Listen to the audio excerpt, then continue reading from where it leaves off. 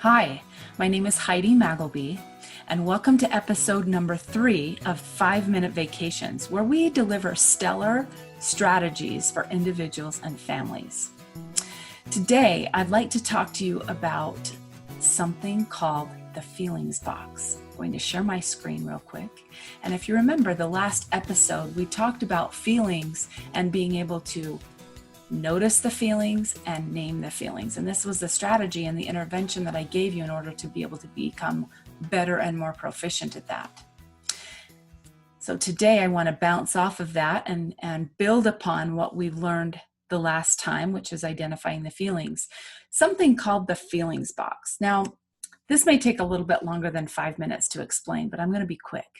So the feelings box was created by me back when I was teaching 6th grade girls, who actually had a lot of drama going on at that point in time. And I needed to teach them a strategy that they could learn to identify their feelings and be able to communicate what they were feeling in an effective way with others, and then go to a problem solve mode to be able to fix the problem. So let's walk through these steps. The very first thing that someone would do with the feelings box is to pick a feeling.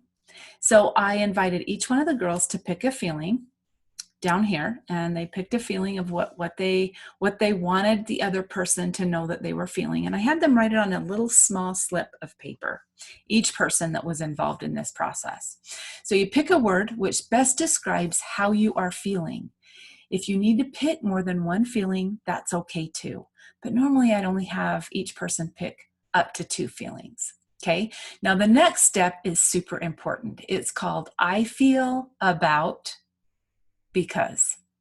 So you fill in the blanks. Now get ready to express your feeling word. Say it out loud. So person number 1 or partner A would say, I feel sad. You'd use your feeling word. About what? About the way you looked at me during recess. Because, and then you state why. Because it hurt my feelings. Here's an example. I feel sad about you yelling at me because I didn't expect you to do that to me. So communicating in this way helps you to not point fingers at the other person. It helps to keep it with you, I statements that aren't attacking to other people. So this is a really great way to express yourself, keeping it I feel about because.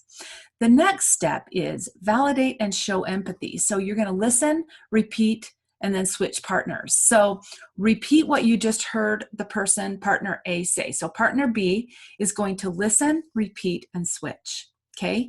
So repeat what you just heard the partner say. So partner B would say something like this. So if I heard you correctly, you said, make sure you understand what they said, and then repeat what it is. So if I heard you right, you said that you feel sad about me yelling at you because you didn't expect me to do that to you. Is that correct? What else? It's important to ask the person what else. Did I miss anything else? It's important to validate and show empathy at this stage. So once that you've repeated here, then you've got to also clue into feelings and show empathy, a feeling word. Something like, gosh, that must have hurt your feelings. Or, wow, that wasn't very nice of me. Or, gosh, I'm sorry you took it that way. You don't make excuses at this point. You're just wanting to validate the other person's feelings. That's all. You've got to learn to shelf your agenda until it's your turn to talk. Okay?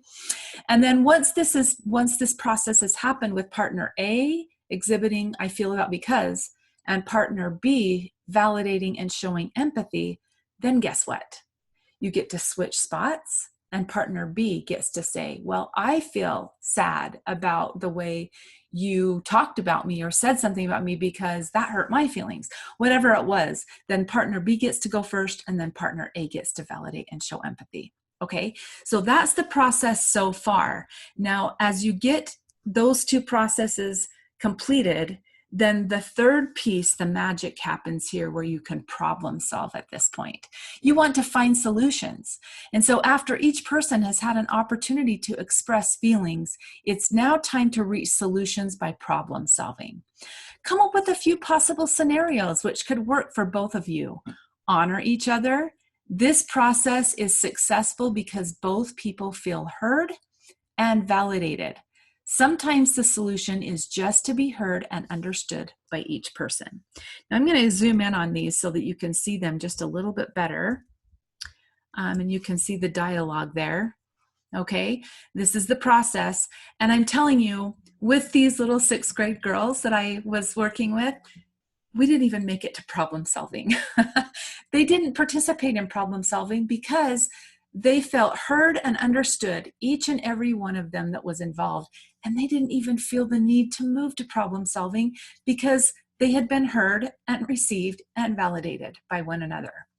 So it was a really magical thing to watch with these girls. And I knew that I had something when I found this working.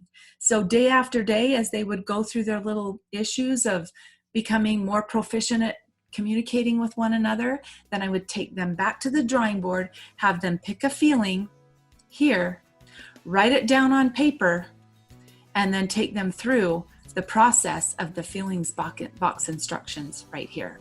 Now on page 2 of this intervention, this is just only the instructions. So I printed this out and made this available for you, just the feelings box instructions. So you could print this out, laminate it, and be able to just keep it in your kitchen or on your refrigerator or with your notebook or your planner so that you understand the process by which you can more effectively communicate with I statements and not attacking words. Now, let me tell you, this is a very, very effective way that you can teach children, younger people, how to effectively participate and build relationships with one another by using proper verbiage and being able to have more stellar experiences on the back end of them communicating. I encourage you to use this in your families, teach your loved ones, your children, your coworkers. This is a very, very effective way to be able to handle a lot of the minutia that we deal with communicating and just obliterate it. Because if you're validating and listening and using I statements, there can only be good things that happen. And you don't need to do it perfectly either. So thanks for watching this episode of The Feelings Box. And next time we've got another great episode wrapped up for you in the way of breathing and learning how to calm your body by simply learning how to breathe correctly. Thanks for watching me with this episode.